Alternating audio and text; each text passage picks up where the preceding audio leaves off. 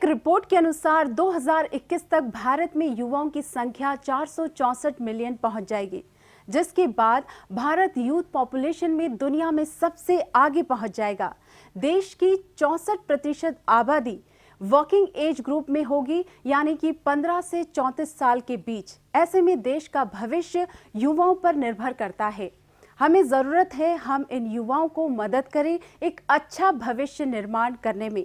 युवाओं के सुनहरे भविष्य के लिए हम लाए हैं एक स्पेशल प्रोग्राम बातें करियर की, और मैं हूं आपके साथ रीना। तो आइए देखते हैं क्या है खास आज के इस एपिसोड में। जानेंगे क्या है फार्मा मार्केटिंग में करियर ऑप्शन, देखेंगे करियर निर्माण, मिलेंगे काउंसलर से, जानेंगे एम्प्लॉयमेंट न्यूज। अब वक्त हो चला है करियर काउंसलर से मिलने का। इस बार हमारे काउंसलर आपको बताएंगे कैसे करें एमडी एमएस की तैयारी। आइए देखते हैं करियर काउंसलर।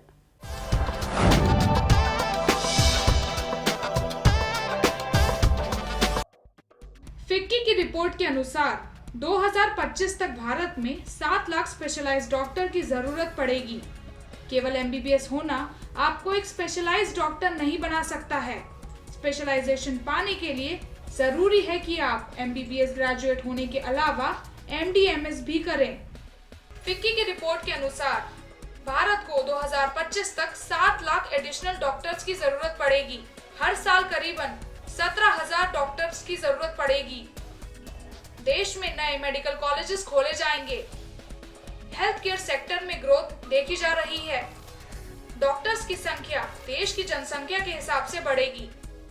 पहले के समय से अगर हम देखें तो पहले के समय पे जो एमबीबीएस ग्रेजुएट्स होते थे वो प्रैक्टिस में जाने के लिए काफ़ी रहते थे।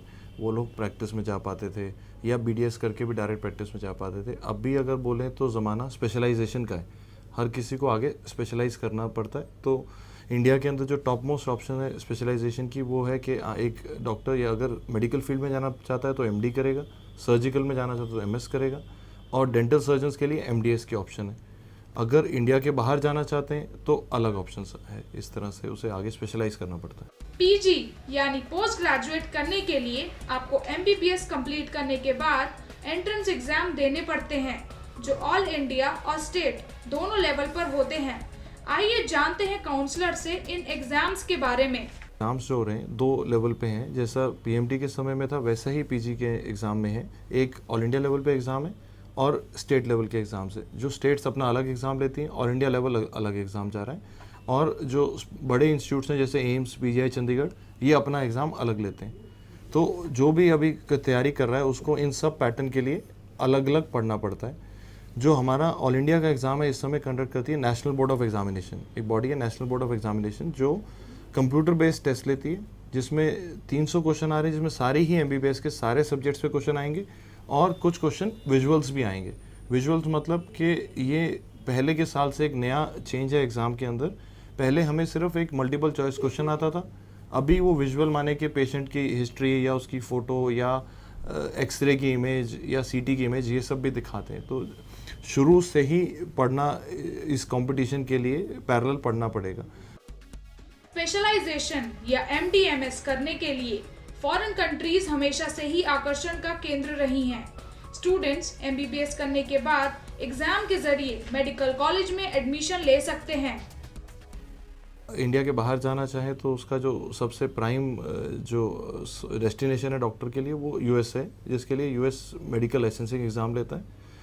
उसके अलावा कुछ डॉक्टर यूके और ऑस्ट्रेलिया भी जाते हैं। तो ज़्यादा जो टॉप डेस्टिनेशन है वो डॉक्टर्स की ये आती हैं, यहाँ वो आगे पढ़ भी पाते हैं और काम भी कर पाते हैं। तो यूएस को सबसे ज़्यादा मेजर इंपॉर्टेंस दी गई है। लेकिन इंडिया के डॉक्टर को वहाँ जाके एग्ज़ाम लिखना पड़ता है, जिसे मेडिकल लाइसेंसिंग एग्ज़ाम कहा गया, यूएसएमएलई कहते हैं, वो लिखना पड़ता है। और यूके के लिए प्लैब एग्ज़ाम लिखना पड़ता है।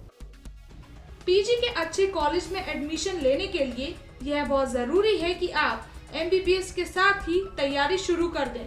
कैसे कर सकते हैं पीजी की तैयारी, आइए जानते हैं काउंसलर से। आज से 4-5 साल पहले देखते हैं तो ज़्यादातर लोग इंटर्नशिप में, जो कि फाइनल ईयर के बाद जो 1 साल का ट्रेनिंग पीरियड होता है, उसके अंदर पढ़ना शुरू करते थे। लेकिन अगर हम एक नया ट्रेंड देखें तो इस पिछले 4-5 साल से ज़्यादातर लोग थर्ड माइनर, जो जूनियर फाइनल ईयर होता है एमबीबीएस के दौरान, जिसको हम फाउंडेशन ईयर भी कह सकते हैं, उस साल से वो पढ़ना शुरू करते हैं। उस कारण से वो ज़्यादा बेटर परफॉर्म कर पाते हैं और बड़े बड़े इंस्टीट्यूट जैसे एम्स पीजीआई इसमें भी एडमिशन कर पाते हैं। बेसिक्स को बहुत स्ट्रॉन्ग बनाना पड़ेगा, खास तौर पे जो क्लिनिकल सब्जेक्ट्स हैं जैसे मेडिसिन है, सर्जरी है, या जो कोर सब्जेक्ट है जैसे पैथोलॉजी है, फार्माकोलॉजी है, इनमें यदि आप कमज़ोर होते हैं तो कभी भी आप सेलेक्ट नहीं हो पाते हैं, क्योंकि ये एक तरह से सबसे ज़्यादा क्वेश्चन इन सब्जेक्ट्स पे आते हैं। कम्युनिटी मेडिसिन, इसके ऊपर अभी के एग्जाम पैटर्न में बहुत ज़्यादा जोर है। तो मैं अगर उसको दोबारा कहूँ तो मेडिसिन, सर्जरी, पैथोलॉजी, फार्माकोलॉजी और कम्युनिटी मेडिसिन ज़रूर हमें उसको फोकस करना चाहिए अपने एमबीबीएस के दौरान। यदि हम ये पढ़ेंगे तो हम ज़्यादा बेटर परफॉर्म करें। इंडिया में अगर हम देखें तो एक तो दिल्ली के मेडिकल कॉलेज हो गए, मुंबई के हो गए, जो हम टॉप नॉच मेडिकल स्कूल मानते हैं, और बाकी शहरों में जाते हैं तो एक गैप है जो छोटे शहर में टायर 2, टायर 3 सिटी में एक गैप है, जो जब compete करना है तो उन्हें सबको एक साथ करना है।